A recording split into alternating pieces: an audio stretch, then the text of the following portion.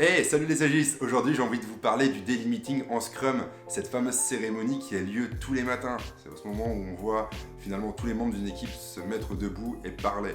Cette cérémonie est même utilisée finalement hors Scrum. Et souvent quand on dit « Ah bah moi je fais de l'agilité », on déplace juste des post-it et on fait cette fameuse réunion. Et donc c'est pas que ça. Je vais vous expliquer comment a été pensé le daily meeting avec le framework Scrum. C'est parti. Alors déjà, pourquoi faire un daily meeting? Finalement, on fait un daily meeting pour mettre de la transparence et de la communication au sein d'une équipe. Et oui, il n'y a plus de chef de produit, il n'y a plus de chef de projet, et donc finalement l'équipe doit être omnisciente sur ce qui a été fait hier, ce qui va peut-être être fait aujourd'hui, afin de synchroniser et mettre vraiment de la transparence et de la communication au sein de chaque membre de l'équipe de développement. Et ça, c'est plutôt cool. Comment? Eh bien, l'équipe se met debout. Ok, c'est un petit peu plus pénible d'être debout que d'être assis. Et finalement, on est face au board. Et se mettre debout en rond, et finalement, pour la communication, c'est bien mieux que derrière un écran. On est d'accord? Combien de temps? Eh bien, Scrum dit 15 minutes. Ça ne doit pas dépasser 15 minutes. Si ça dépasse 15 minutes, eh bien, toutes les discussions sont reportées. Donc, c'est à l'équipe de gérer son temps dans les 15 minutes. Le Scrum Master, au début, peut aider à garder ce time box de 15 minutes. Et bien sûr, si ça finit avant, on s'arrête avant. On ne va pas attendre à rien faire.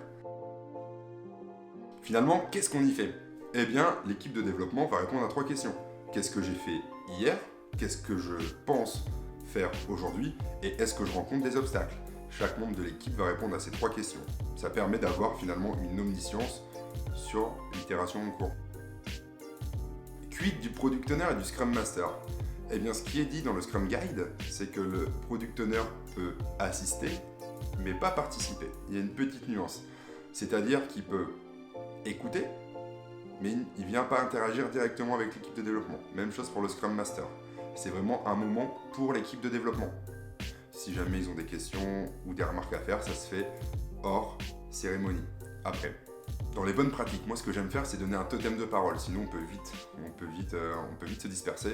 Avec un totem de parole, c'est celui qui a le totem de parole qui parle. Ici, dans la petite vidéo, c'est un petit ballon de rugby pour évoquer Scrum. Et bien voilà, vous avez vu, c'est pas très compliqué. Vous savez à peu près tout sur le daily meeting en Scrum. La prochaine vidéo, j'aimerais bien faire le daily meeting, mais façon Kanban, Lean Kanban, comment il a été pensé. Et c'est vraiment autre chose. Si vraiment animer le daily meeting façon Kanban, ça vous intéresse, n'hésitez pas à me le dire dans les commentaires et j'essaierai de faire une vidéo sur ce sujet. En tout cas, merci beaucoup pour le visionnage et à plus. Ciao!